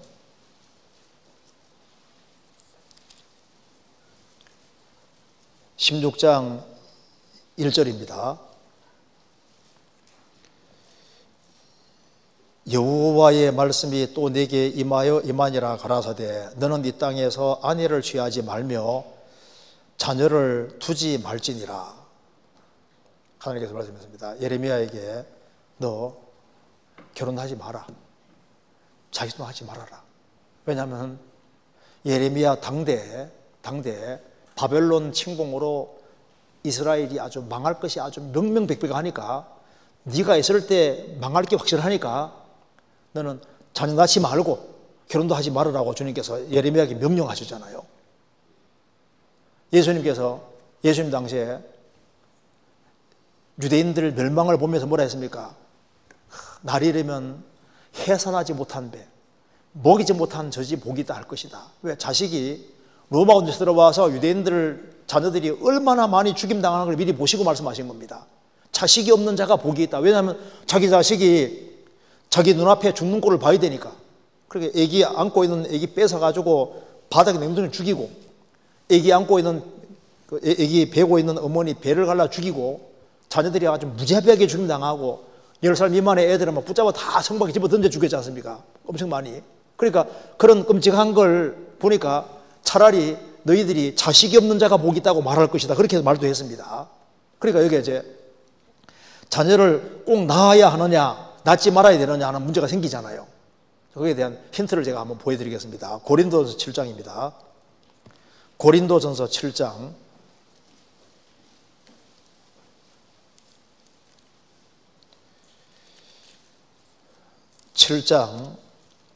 37절을 보시겠습니다. 이게 36절부터 제가 읽겠습니다. 누가 자기의 처녀 딸에 대한 일이 이치에 합당치 못한 줄로 생각할 때 혼기도 지나고 그같이 할 필요가 있거든 마음대로 하라. 이것은 죄 짓는 것이 아니니 혼인하게 하라. 그러나 그 마음을 굳게 하고 또 부득이한 일도 없고 자기 뜻대로 할 권리가 있어서 그 처녀 딸을 머물러 두기로 마음에 작정하여도 잘하는 것이니라. 그러므로 처녀 딸을 시집 보내는 자도 잘하거니와 시집 보내지 아니하는 자가 더 잘하는 것이니라. 여기서 우리가 알 수 있는 것이 있습니다. 이 당시에 처녀 딸인데 혼기가 아주 지났습니다. 그런데 아버지가 야, 너 혼기가 지나도 너 그래도 결혼은 해야지 하고 밀어붙여 가지고 결혼을 시키는 경우이잖아요. 그렇게 하라고 했습니다. 그런데 홍기가 아주 지났기 때문에 이제는 혼자 살 수 있는 자신이 확실히 있어요. 정조 지키면서 혼자 주님 앞에까지 살 수 있는 자신이 있고 이렇게 마음의 결심을 굳힌 사람은 그러면은 굳이 결혼을 안 해도 된다고 말씀하신 겁니다. 그러니까 홍기가 지났을 때 막 키놓고 밀어붙여서 결혼을 하는 것도 잘하는 것이지만은 홍기도 지나고 결혼 안 할 수 있는 그런 심과 있고 그런 게 있으면은 혼자 살면서도 주님 섬기면 그것도 더 잘하는 게 될 수도 있는 거다. 여기서 우리가 알 수 있는 사실이죠. 자녀를 많이 낳는 것이 주님의 뜻이면은 이런 말이 나올 수 없는 겁니다. 무조건 많이 낳으라고 말 거 아니에요. 그런데 차라리 결혼 안 하는 자가 더 잘하는 게 될 수도 있다. 이런 말이 있는 걸 봐서는 자식을 꼭 많이 낳는 건 하나님 뜻은 아니란 걸 알 수 있잖아요. 그렇죠? 결혼 안 하는 자가 더 잘하는 것이라 이런 말이 있다는 것은 자식을 꼭 많이 낳아야 된다는 말이 아니라는 걸 알 수 있잖아요. 그렇죠? 그러면 이제 또 이런 얘기가 있을 수 있습니다. 그러면 이제 주님 재림이 가까운데 자식을 낳아야 되냐 말아야 되냐 이런 문제가 생길 수 있잖아요. 저도 제가 이제 첫째 딸을 낳고 난 이후에 이제 원래 하나만 낳고 안 낳으려고 생각도 했는데 이제 자라는 과정에서 혼자 있는 것보다 하나 더 있는 게 좋겠다는 생각이 들더라고요. 그래가지고 주님 오실 날이 가까워지는데 이게 아기를 낳아야 되냐 말아야 되냐 참 고민이 많았는데 어떻게 정리가 됐냐 하면은 주님 오시는 그날까지 결혼은 계속 되더라고. 그죠? 혼인은 계속 있게 되고 혼인한 사람은 적어도 자녀 한 명은 가지려고 보통 생각을 할 거 아니에요. 한 명씩은 있으려고 보통 생각을 하니까 주님 오시는 그날까지 결혼은 계속되고 결혼하면 한 명씩은 낳으려고 보통 하는 경우가 많으니까 그러면은 주님이 아기 하나 더 주시면은 아기를 낳아도 되겠다 그런 생각이 들더라고. 그런데 이제 둘째가 생겨가지고 낳았거든요. 잘나죠. 그러니까 봐요. 그러니까 이제 여기에 나는 하나 낳든 둘 낳든 안 낳든지 않습니까? 그게 성경적으로는 신약 시대에 크게 문제가 안 되고 그리고 특별히 우리는 주님의 재림이 아주 다가오는 시대에 있는데 이걸 자녀를 낳고 안 낳는 것은 결국은 부부 사이에서 결정할 문제인데 나는 부부도 나는 자녀 없이 나는 주님 영광 위에 살겠다 그렇게 하라 그 말입니다. 주님 영광을 위해서만 그렇게 할 수 있는 거예요. 그리고 나는 한 명은 있어야 되겠다. 그것도 한 명 있어야 되겠다 해도 주님 낳게 해줘야지 생기지. 그잖아요. 그리고 그것도 자녀를 하나님이 허락해야 낳는 것이지 허락 안 하면 어떻게 해도 안 되거든요. 왜? 자녀를 생기게 하고 안 생기고 하는 것도 그 주님 권한에 속하는 겁니다. 인간이 할 수 있는 게 아니거든요. 어떤 사람은 막 그렇게 여러 가지 노력해도 안 될 사람은 안 되더라고. 그러니까 여기 이제 우리가 자녀를 낳겠다 그것도 성경적이고 나는 안 낳겠다 그것도 성경적인 겁니다. 중요한 것은 목적이 도대체 뭐냐 그걸 확실히 하는 것이 더 중요할 거예요. 그래서 성경 말씀하기를 처녀딸을 시집 보내는 것도 잘하는 것이거니와 시집 보내지 아니한 자가 더 잘하는 것이니라. 이걸 봐서는 자녀가 꼭 있어야 되는 건 아니라는 걸 알 수 있잖아요. 그런데 또 시집 보내는 것도 잘하는 거라고 했잖아요. 자녀가 있는 것도 잘하는 거다 그 말입니다. 안 하는 것은 더 잘하는 것이니라. 홍기가 지난 딸 같은 경우 이거 봐서는 없어도 된다는 얘기가 되는 거잖아요. 그렇죠? 그러니까 어떻게 하면 됩니까? 답은 알아서 해라. 알아서 주님하고 의논해서 해라. 그래서 나는 막 축구 선수처럼 난 막 열 몇 명 낳겠다. 뭐 알아서 나는 한 명이면 족하다. 각자가 주님하고 의논해서 해야 될 문제지. 이거는 죄 짓는 문제가 아니라고 돼 있잖아요. 그러니까 이제 각자 부부가 의논해서 이렇게 하면 되리라고 생각을 합니다. 그래서 주님이 재림하는 날까지 결혼식은 계속 되고 아기는 계속 태어나게 돼 있는 겁니다. 그러니까 자녀가 한 명 있는 사람도 한 명 더 낳을까 낳지 않을까 이제 고민하는 경우이잖아요. 그것도 이제 부부들끼리 의논하는 거고, 그 다음에 이제 어쨌든 간에 이건 부부 안에서 또 주님하고 의논하는 가운데서, 신앙 가운데서 이렇게, 나는 주님 영광을 위해서 어떤 사람은 정말 안 낳고 사는 사람도 있거든요. 나는 주님 영광 위해서 한 명만 낳고 살겠다, 그런 사람도 있거든요. 나는 더 있어야 되겠다, 주님 영광을 위해서. 그리고 그것도 주님 허락하셔야만 또 자녀가 생길 수 있는 거니까 주님하고 의논하시면 되겠습니다. 그러니까 여기는 정답은 없습니다. 그래서 마지막 시대인 요즘 출산에 대해서 그리스도인은 어떻게 생각해야 하는지 주님하고 의논하세요. 네. 고민이 많이 될 겁니다. 네. 주님하고 의논하시면 되겠습니다. 이제 그 다음에 여기 질문 보겠습니다. 레위기 10장 1절 2절을 보시겠습니다. 레위기 10장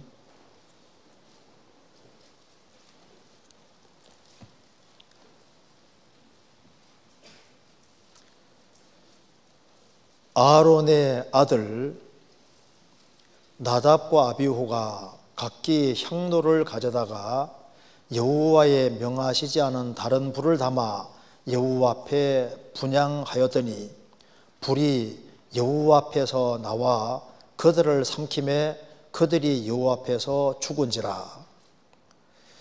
아론의 아들 나답과 아비후가 여호와의 명하시지 않은 다른 불을 담아 분향하다가 죽임을 당하였는데 여기에서 다른 불은 어떤 불을 의미할까요? 다른 불을 다른 예수, 다른 영, 다른 복음으로 연결해서 해석해도 될까요? 하는 질문입니다. 좀 좋은 질문이죠, 이것도. 여기 아론의 아들 나답과 아비후가 하나님의 명하시지 않은 다른 분을 담아 여호와께 분향했다. 이게 무슨 뜻이냐 하면은, 이거 잠깐 이해하기 위해 찾아봅시다. 레위기 6장입니다. 6장 13절입니다.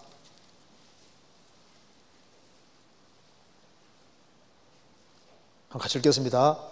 불은 끊이지 않고 단 위에 피워 꺼지지 않게 할지니라. 이거 봅시다. 이게 무슨 말이냐면은,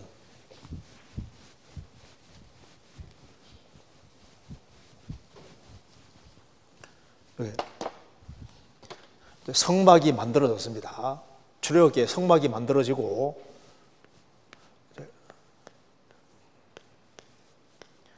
여기가 노제단입니다. 성막이 다 만들어지니까 노제단에서 불이 내려왔어요. 불이 내려와서, 이게 하늘에서 불이 내려온 겁니다. 불이 내려와서 노제단에 불이 붙었어요. 그러니까 요 불을 절대 꺼트리면 안 되는 겁니다. 그래서 이제 이 성막을 이동시킬 때도 노제단에 불을 담아서 불 안 꺼지게 하고 항상 옮겼습니다. 그래서 이스라엘 전성에는 출애굽에서 성막이 만들어지고 하늘에 불이 내려오고 바벨론 포로 잡혀갈 때, 기원전 586년 바벨론 포로 잡혀갈 때까지 1000년 이상을요 불을 안 꺼뜨렸다고 하거든요. 그러니까 여기에 제단에 불이 내려와서 이 불을 꺼뜨리면 안 되는 거예요. 그래서 이 불은 항상 켜져 있고 꺼뜨리면 안 됩니다. 여기 바로 노제단의 십자가 그림자잖아요.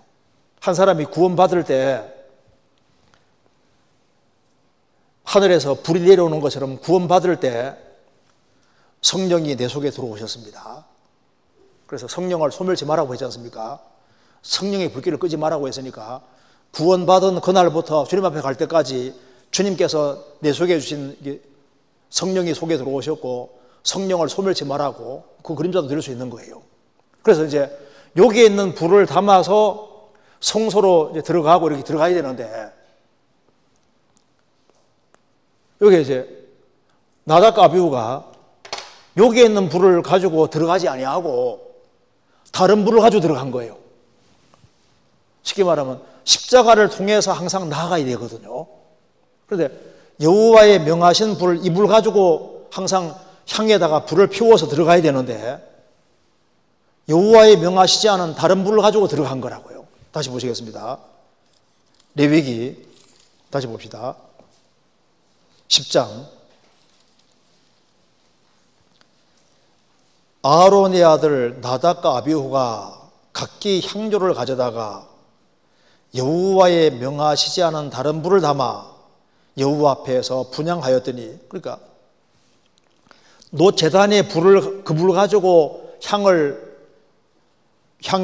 불향해야만 이게 대대로 되어 있는데, 이 불 말고 다른 불 가지고 들어가서 징계로 죽게 되는 거잖아요. 그러니까 이것이 우리 신앙생활의 그림자가 되는데, 그럼 왜 나답과 아비후는 하나님 명하지 않은 제단불이 아닌 다른 불을 가지고 들어갔느냐? 그 뒤에 술 먹는 얘기가 나와 있습니다. 아마 나답과 아비후가 술을 먹고 그렇게 한 것 같습니다. 정확치는 않은데, 그래서 성경에서 술 먹지 말아서 이제 사망을 면하라, 그 말이 구절에 나와 있잖아요.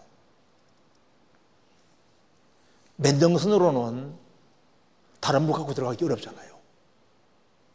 그래서 나답과 아비후가 징계로 죽는데, 이제 질문 내용은 이 다른 불이 다른 예수, 다른 영, 다른 영의 다른 예수, 다른 영, 다른 복음의 그림자가 되느냐? 물론 됩니다. 고린도후서 11장. 그래서 여기 9절까지 적어놨습니다. 고린도후서 11장.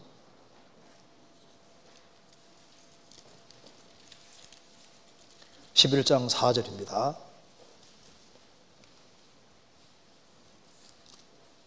고린도후서 11장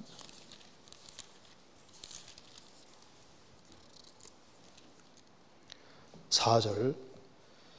만일 누가 가서 우리의 전파하지 아니한 다른 예수를 전파하거나 혹 너희의 받지 아니한 다른 영을 받게 하거나 혹 너희의 받지 아니한 다른 복음을 받게 할 때는 너희가 잘 용납하는구나. 그리고 이거 봐요. 자, 하늘에서 내려온 이 불하고 여기에 불, 제단불이 아닌 다른 불하고, 불은 똑같이 불이니까 비슷하게 보이잖아요. 그러니까 하늘에서 내려온 불과 다른 불하고 비슷하게 보여도 이 불 가지고는 돼도 이 불 가지고는 안 된다 그 말, 다른 불은 안 된다 그 말입니다. 그러니까 성경에서 말하는 예수님, 성경에서 말하는 복음, 성경에서 말하는 영, 이건 맞는데 다른 예수, 다른 영, 다른 복음, 다른 건 안 되잖아요. 이건 불은 불이라도 다른 불입니다. 그래서 갈라디아 1장에 다른 복음 전하면 어떻게 된다고요? 저주받는다고 되어 있잖아요.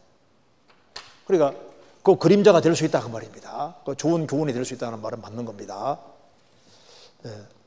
그렇게 다른 복음, 다른 불을 다른 예수, 다른 영, 다른 복음으로 연결해서 해석이 될까요? 교훈받을 수 있습니다. 그렇게 교훈받으면 좋은 교훈이라고 할 수 있겠습니다.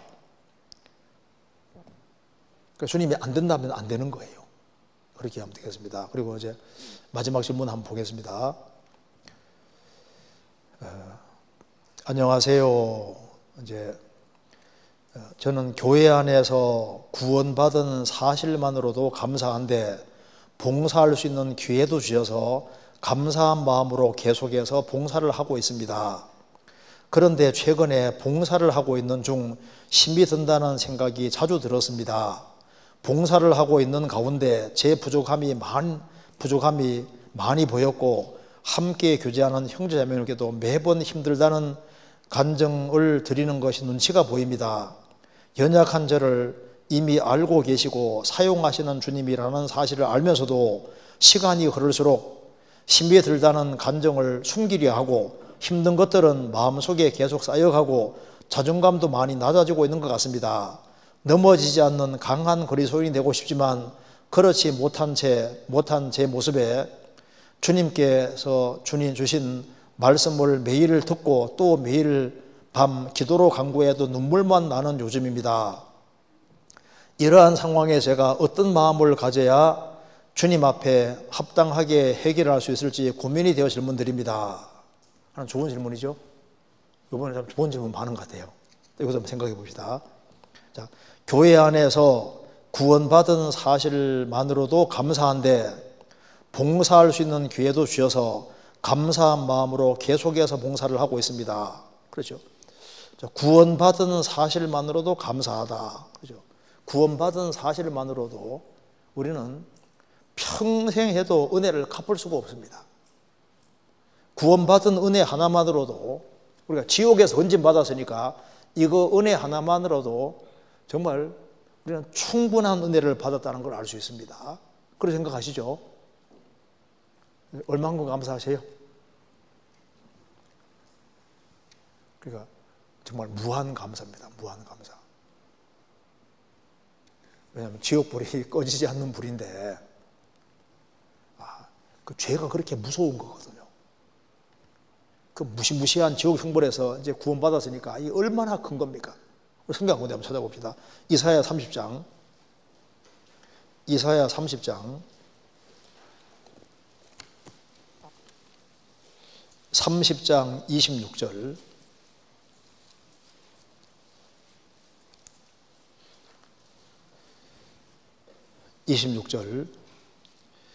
여호와께서 그 백성의 상처를 싸매시며 그들의 맞은 자리를 고치시는 날에는 달빛은 햇빛 같겠고 햇빛은 7배나 되어 7날의 빛과 같으리라.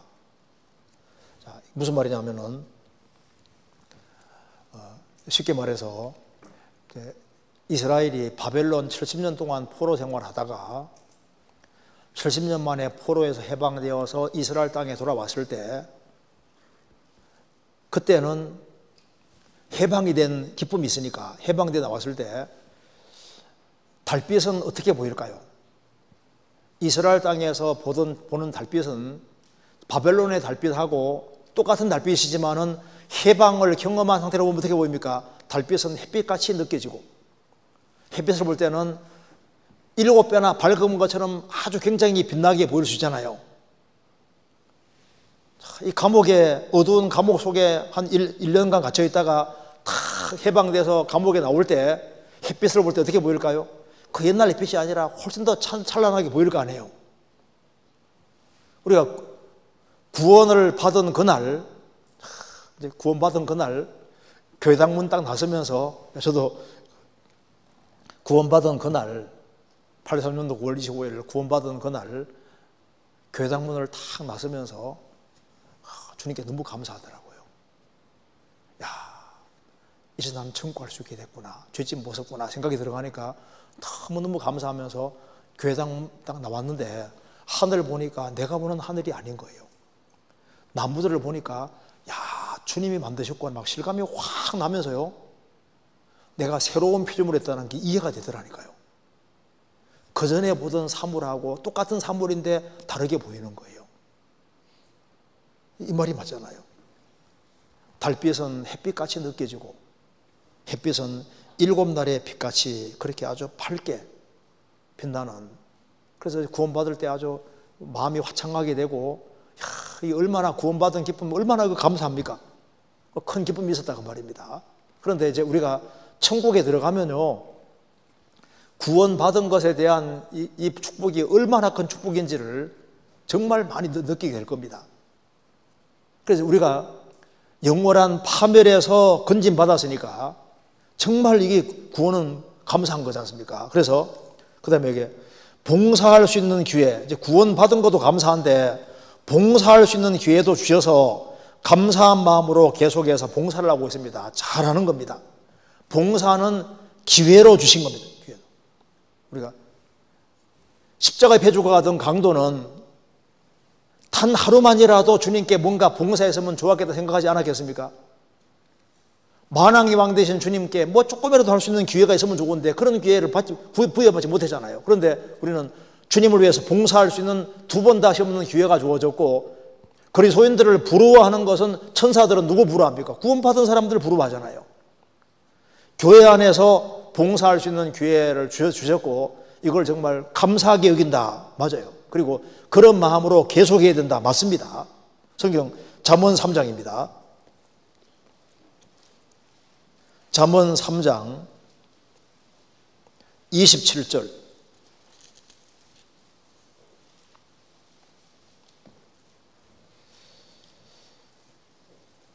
내 손이 선을 베풀 힘이 있거든 마땅히 받을 자에게 베풀기를 아끼지 말며, 내게 있거든 이웃에 이르기를 갔다가 다시 오라 내일 주겠노라 하지 말며. 우리에게 선 베풀 힘이 있거든 마땅히 베풀자. 나의 도움을 필요로 하는 자에게 베풀기를 아끼지 말라.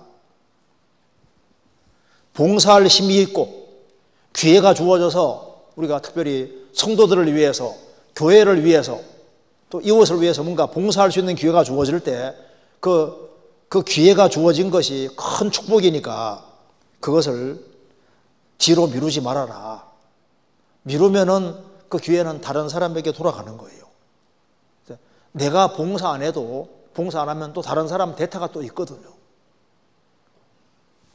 내가 없어도 교회 일은 됩니다. 내가 없으면 교회 일 안 된다. 아닙니다. 교회 주인은 주님이니까 내가 없어도 교회 일은 되는데 내가 쓰임받지 못하면 사실 나만 손해보는, 나만.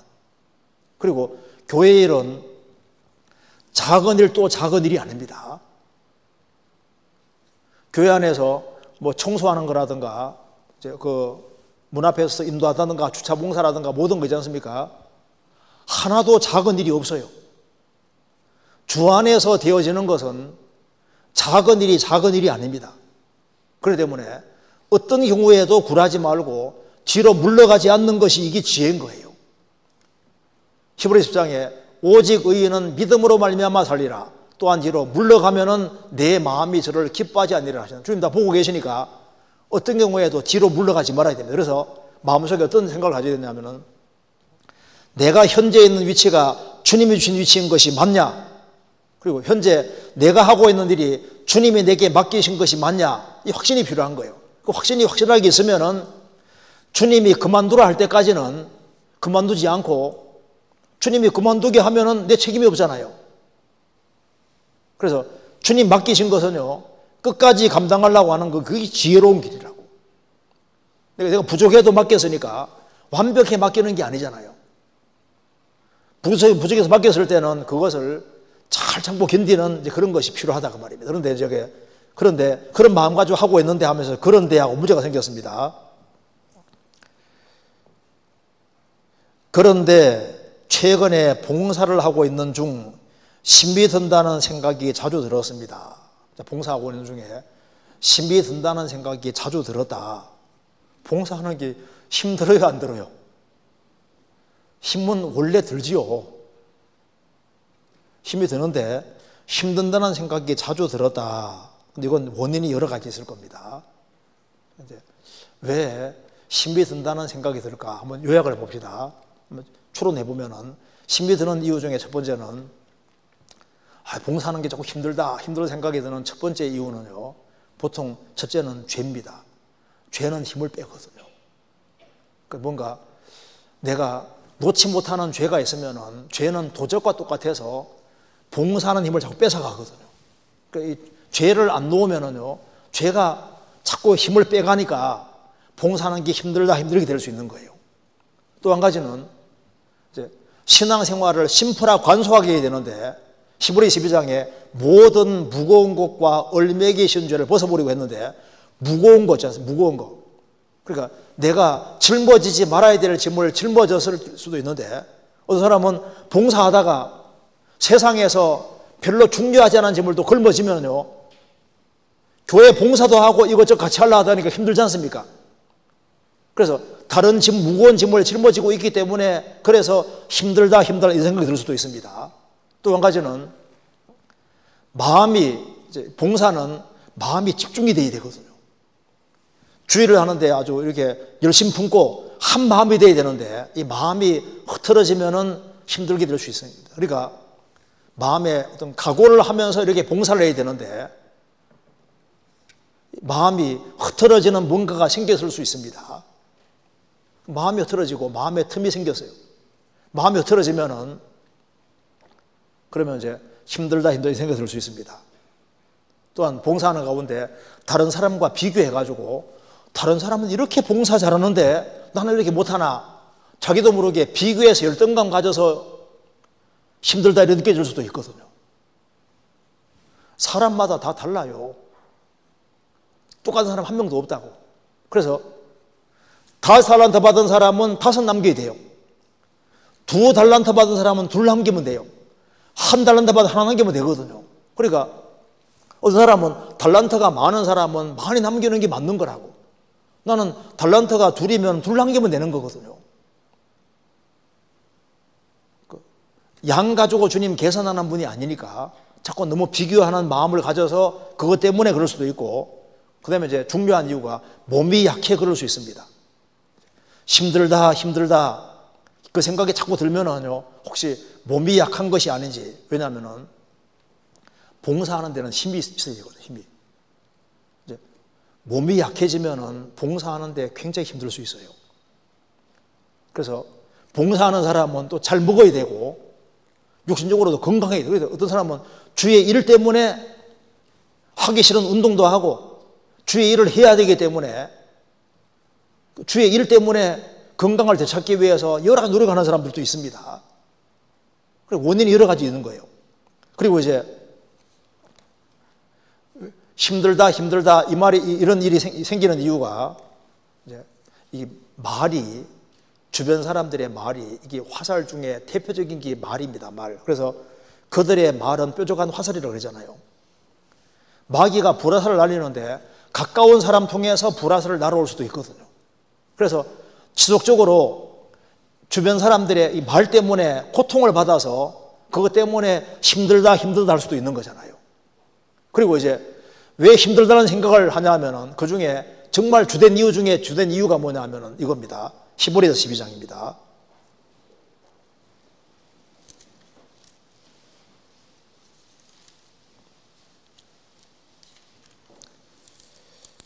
히브리서 12장에 2절, 믿음의 주요 또 온전케 하시는 이인 예수를 바라보자. 저는 그 앞에 있는 즐거움을 위하여 십자가를 삼으사 부끄러움을 개의치 아니하시더니 하나님 보좌 우편에 앉으셨느니라. 예수님이 왜 십자가를 참으셨느냐? 뭐 때문입니까? 앞에 있는 즐거움을 위하여. 그래서 봉사하는 사람은 봉사하는 가운데 뭘 보냐 하면은, 봉사하는 가운데 자기에게 맡겨진 일, 이건 보는데 일을 넘어서 일과 관련돼서 주님이 주고자 하시는 앞에 있는 즐거움,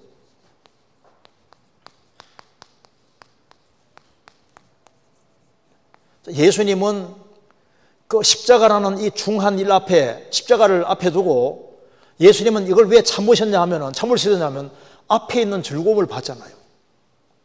이 십자가를 통과하고 나면은 얼마나 많은 사람들이 구원될 수 있는 엄청난 즐거움을 받습니다. 우리가 봐요.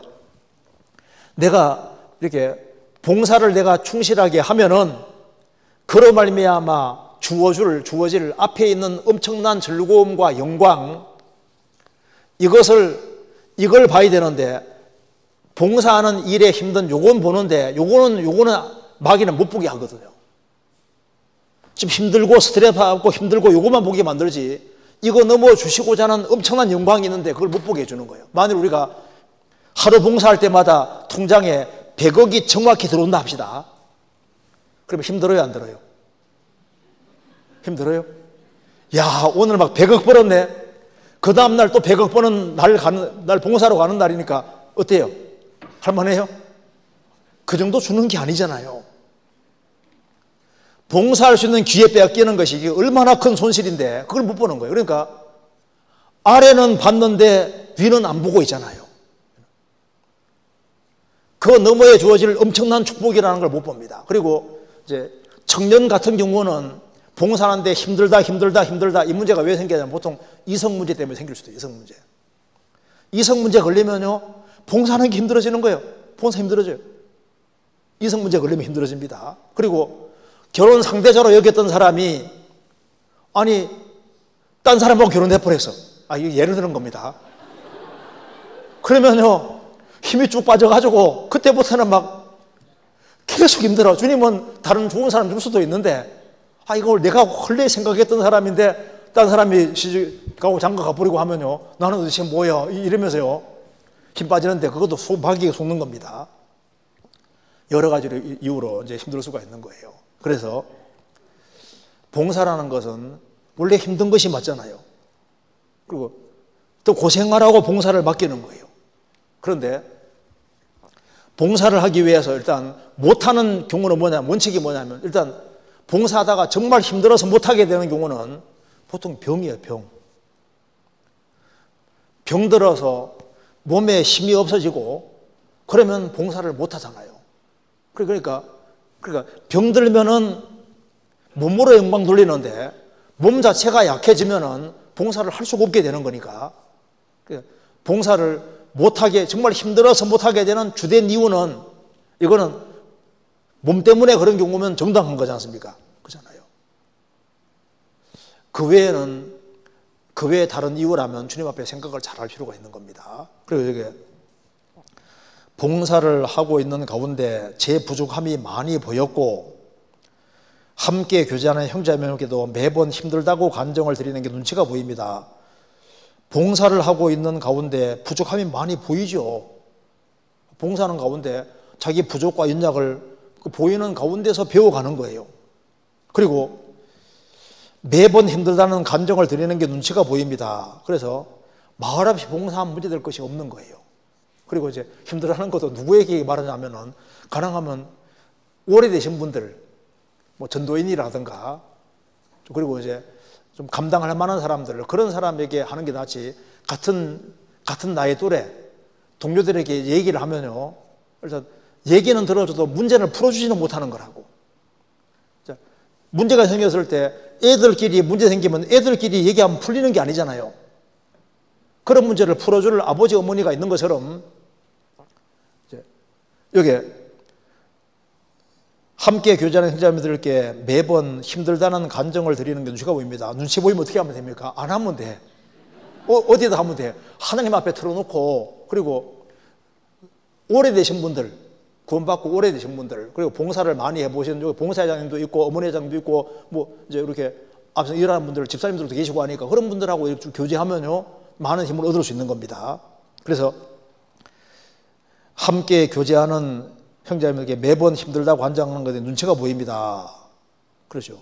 그런데 이런 반복적으로 힘들단 말이 나올 때는 정말 힘든 것이 맞는 거예요. 이런 데 지속될 때는 뭔가 원인이 있으니까, 여기 이제 집안 문제가 딱, 이게 이제 이런 말이 계속 나오는 것은요, 지속적으로 이렇게 풀리지 않는 거야, 뭐 하나를 가지고 있는 거잖아요. 집안 문제가 엮여 있는 경우도 있고, 이성 문제가 엮인 경우도 있고, 여러 가지 뭔가 하나 얽힌 것이 있는데, 이것이 해결 안 되면은 이런 마음이 계속 올라올 수 있는 겁니다. 그렇잖아요. 그래서 연약한 저를 이미 알고 계시고 사용하시는 주님이라는 사실을 알면서도 시간이 갈수록 힘들다는 감정은 숨기려고 하고, 힘든 것들은 마음속에 계속 쌓여가고 자존감도 많이 낮아지고 있는 것 같습니다. 자, 연약한 저를 이미 알고 계시고, 주님은 아시죠. 머리털까지 다 세시고 계시니까 그 알고 계시기 때문에 사용하시는 겁니다. 그래서 어떤 경우에도 주님이 연약한 저를 알고 계시고 사용하시는 주님이라는 사실을 알면요, 이런 분 같은 경우는 지금 맡겨진 일을 꾸준히 계속하는 것이 그게 지혜일 겁니다. 그래서 시간이 갈수록 힘들다는 감정은 숨기려 하고, 힘든 것들은 마음속에 계속 쌓여가고 자존감 낮아지는 경우가 있습니다. 이런 경우에 방금 말씀드린 대로 좀 오래되신 분하고 교제하는 게 좀 좋을 수 있어요. 그리고 특별히 전도인에게도 교제하는 경우가 좋을 수 있고, 그리고 원인이 뭔지를 찾아내서, 그래서 마음속에 쌓여 있는 것들, 그거 보통 좀 시간만 지나면 교제 가운데 다 풀릴 수 있습니다. 그래서 나는 왜 이렇게 못할까? 그렇게 생각하면 안 됩니다. 부족하기 때문에 사용하시는 거예요. 그리고 내가 꼭 봉사에서 일을 많이 꼭 해야만 되는 게 아니고요, 그게 동참해서 조금씩 거두는 것만 해도 잘하는 겁니다. 그리고 너무 힘이 들면은 또 좀 일을 좀 분산시켜도 괜찮아요. 이사야 40장 한번 찾아봅시다. 40장. 이사야 40장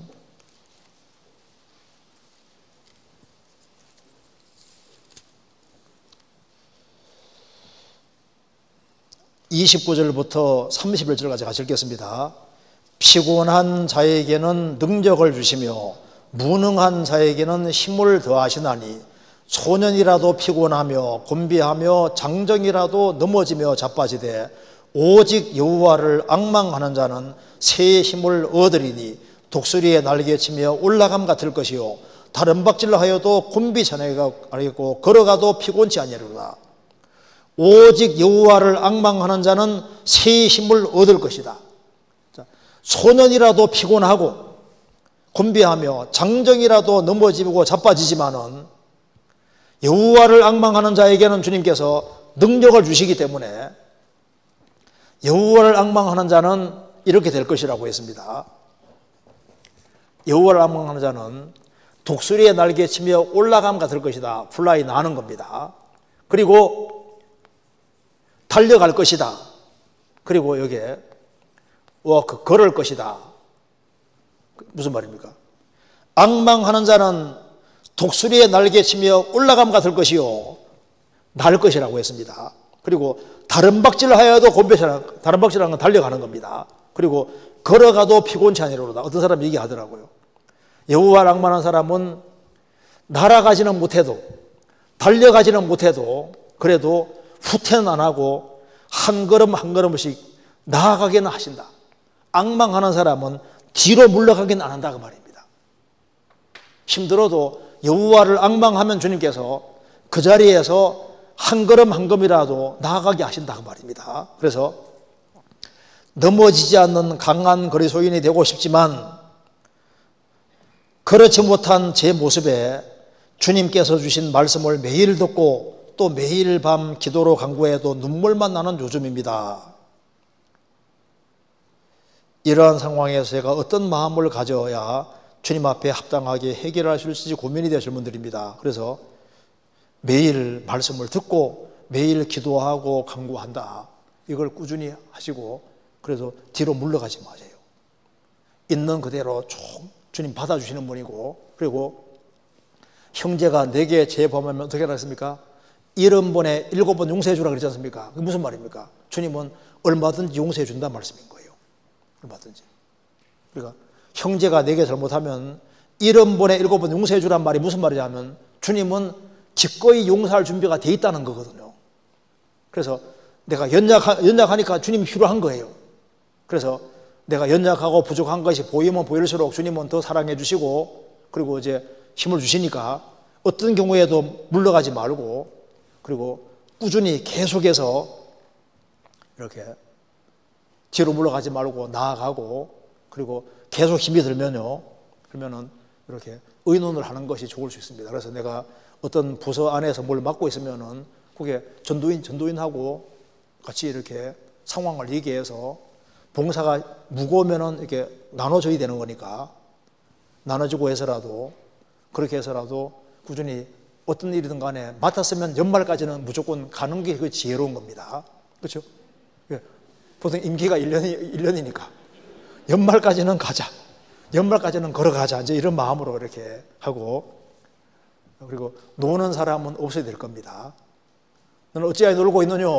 구원받고 시간 지났는데 아무 할 일이 없다는 건 그건 참 할 일이 없다는 건 옳지 않습니다. 뭐라도 해야 하는 게 필요하거든요. 그래서 교회 안에서 맡겨준 일에 대해서는 어떤 경우에도 뒤로 물러가지 말고 그래서 힘들면 언제까지는 가야 됩니까? 주님 앞에까지 갈 때까지 하면 좋은데 가도 나는 연말까지는 가자 이런 마음으로 하는 게 좋겠습니다. 여기까지 하겠습니다. 같이 기도하시겠습니다. 자비로우신 우리 아버지 하나님 저희들을 주의 보배로운 피로 구원해 주신 것을 감사합니다. 저희들에게 이 귀한 성경책을 주시고 또 하나님 말씀으로 교훈받게 해주시는 것을 감사합니다. 오늘 같이 하나님 말씀을 배우게 해주신 것도 감사드립니다. 가정마다 주님이 지켜주시고 마음속에 여러 가지 어려운 것들을 하감해 주시고 마음의 위로와 용기와 담대한 마음을 더욱 허락해 주옵소서.